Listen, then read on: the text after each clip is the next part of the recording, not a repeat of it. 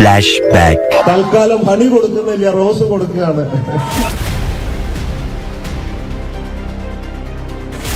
എന്റെ ഒരു വിഷയം മാത്രമല്ല, ഞാൻ മാത്രം ഫേസ് ചെയ്യുന്ന ഒരു വിഷയമല്ല. എന്റെ കൊളീഗ്സും അല്ലെങ്കിൽ സാധാരണ സ്ത്രീകളും.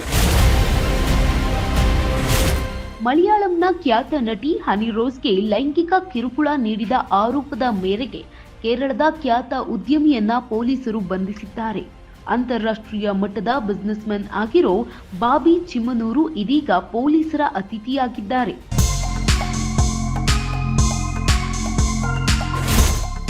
ಬಾಬಿ ಚಿಮ್ಮನೂರು ನನ್ನ ವಿರುದ್ಧ ಪದೇ ಪದೇ ಅಶ್ಲೀಲ ಹೇಳಿಕೆಗಳನ್ನ ನೀಡುತ್ತಿದ್ದಾರೆ, ಅಲ್ಲದೆ ಡಬಲ್ ಮೀನಿಂಗ್ ಮೆಸೇಜ್ ಮಾಡ್ತಿರೋದಾಗಿ ಹನಿ ರೋಸ್ ದೂರು ನೀಡಿದ್ರು.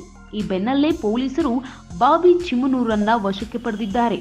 ಚಿಮ್ಮನೂರು ಆಭರಣ ಬ್ರ್ಯಾಂಡ್ನ ಮಾಲೀಕ ಮತ್ತು ಲೈಫ್ ವಿಷನ್ ಚಾರಿಟಬಲ್ ಟ್ರಸ್ಟ್ನ ಸಂಸ್ಥಾಪಕರಾಗಿರೋ ಬಾಬಿ ಚಿಮ್ಮನೂರು ತಮ್ಮ ಮೇಲಿನ ಆರೋಪಗಳನ್ನ ತಳ್ಳಿ ಹಾಕಿದ್ದಾರೆ.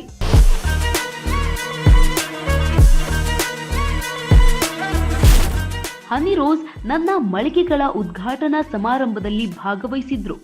ನಾವು ಅಲ್ಲಿ ಡ್ಯಾನ್ಸ್ ಮಾಡಿದ್ವಿ, ತಮಾಷೆಯಾಗಿ ಮಾತನಾಡಿದ್ವಿ.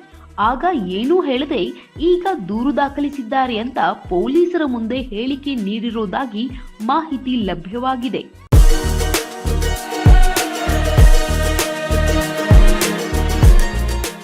ಇತ್ತ ಉದ್ಯಮಿ ಬಾಬಿ ಚಿಮ್ಮನೂರು ಬಂಧನ ಬೆನ್ನಲ್ಲೇ ಮಾಧ್ಯಮಗಳಿಗೆ ಹೇಳಿಕೆ ನೀಡಿರುವ ನಟಿ ಹನಿ ರೋಸ್ ಇಂದು ನನಗೆ ಶಾಂತಿಯುತ ದಿನವಾಗಿದೆ ಅಂತ ಹೇಳಿದ್ದಾರೆ.